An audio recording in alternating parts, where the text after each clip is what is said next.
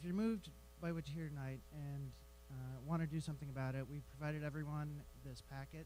So even if you're not on Twitter, there are phone numbers of your legislators, email addresses. They've heard this already.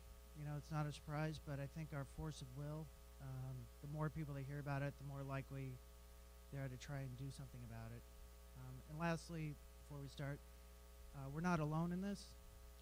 Similar rallies like this have happened in Albany, in Syracuse, in Auburn. There's one planned for Buffalo next week, and Camillus. So we're not alone, and we really want to end the GEA. So please consider sending a message to your legislators. Thank you. Tonight's rally is primarily about state aid, but school funding is not the only issue that prevents our low-wealth schools from providing the quality education that our students deserve. Expenses are also too high due to crushing mandates that districts need to comply with. An integral part of the tax cap proposal was that, in addition to the 2% tax cap, the state would provide meaningful mandate relief. The tax cap happened, but the mandate relief never materialized. Just as an example, in Herkimer, our budget line item for insurance benefits this year shows an increase of $219,000. Under the tax cap, we can only raise $140,000 in total revenue. Just that one budget line item puts us $79,000 in deficit. I'm going to take you through a little exercise that we would normally do in a social studies class in high school, kind of bring everybody up to speed on what the state aid situation is. So kind of bear with me. What we're going to do is we're going to kind of transport everybody to being a senior in economics or U.S. history and government in high school, and we're going to kind of take a look at what's happening to the schools in the valley. And I think what you're going to see is something very disturbing, because we are running out of time and we're running out of options. I think many people think everything's just fine, but I think you'll find out something different. One is an average wealth school district. We don't have a one in the room.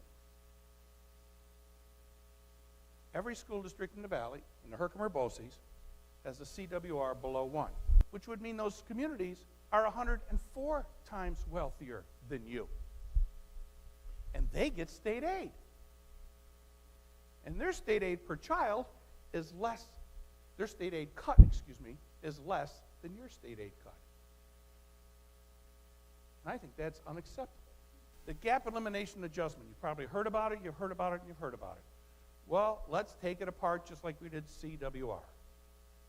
Gap elimination adjustment. Someone had a gap. They decided to eliminate that gap by adjusting something. The state had a budget gap. They decided to eliminate it in part by adjusting state aid to schools down. So that for the last 3 years, the state government has said proudly, we balanced our budgets. Well, guess how they did that? They did it by not sending you the money you had coming to you. So they balanced their budgets, but then you couldn't balance yours. So they made their problem your problem. And that's wrong. What we're saying is, gee, if there wasn't a GEA, if there was no cut, life would be a lot easier in schools. But there's more to it than that. When you cut staff and program, when you have increasing standards, that means it's harder to get the kids to do well. So there's people out there that say, well, money's not the answer. No, it's never the answer when you have it. We're supposed to have nanotech move in here soon, right? All those PhDs in engineering, physics, nanotechnology. If we don't get these schools on track with the amount of state support that they need, are we going to attract those type of people to move in our communities? Or are they going to commute? We're on the thruway.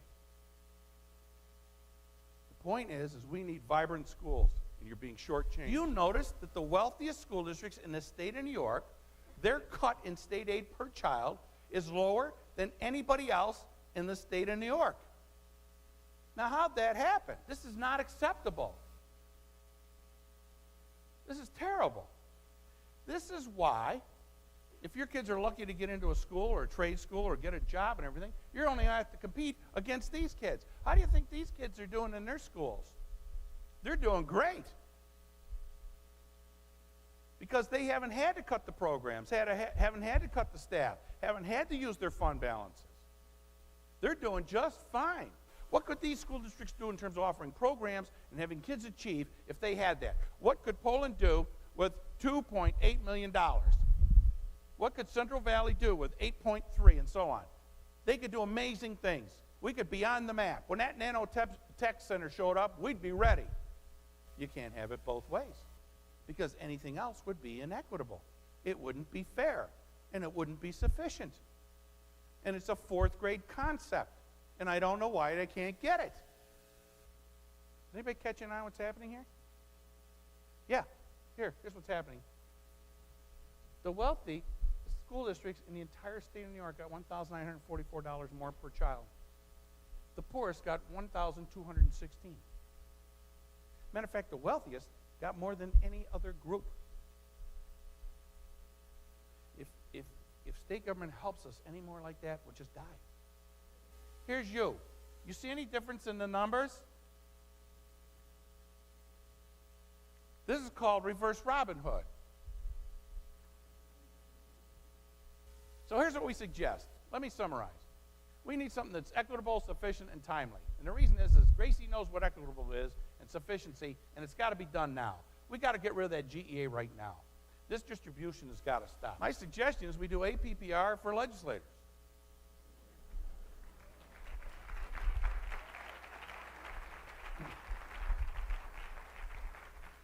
Now, this is not to say that they are not well-meaning people or they don't want to do the right thing. I think they do. I think that's why they're in office. I think they do want to help. So we got to guide them and provide constructive feedback, just like we would to any educator when the lesson isn't going well. So the idea here is, I'd say, is give them constructive feedback and meet with them regularly and meet with the media and so on, like we have tonight, and make your opinions known and make your demands known. These are your children, your schools, and your tax dollars. Remember, the kid who doesn't get educated today could end up being your neighbor tomorrow.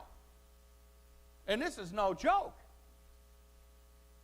We are better off with an educated society than anything else. So what I'm telling you is we're running out of time. We've got to get busy. I want to thank you for your kind attention. I hope you've learned something. And we'll only take another 3 hours for the assessment at the end of this program. Just kidding. Thank you. Last summer, I had the opportunity to attend a language immersion program in Vermont. It was here where I truly learned that the New York State education system is extremely inequitable.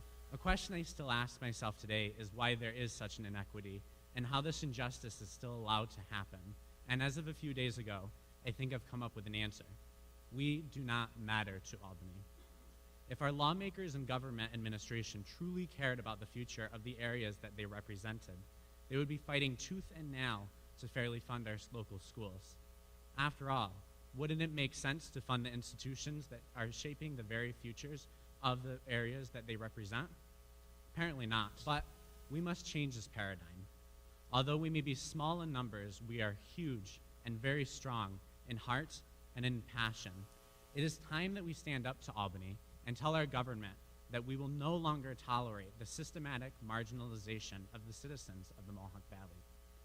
To concerned citizens, teachers, and parents alike, I implore you to contact your legislatures and our governor via telephone in order to ask that they begin fairly funding schools.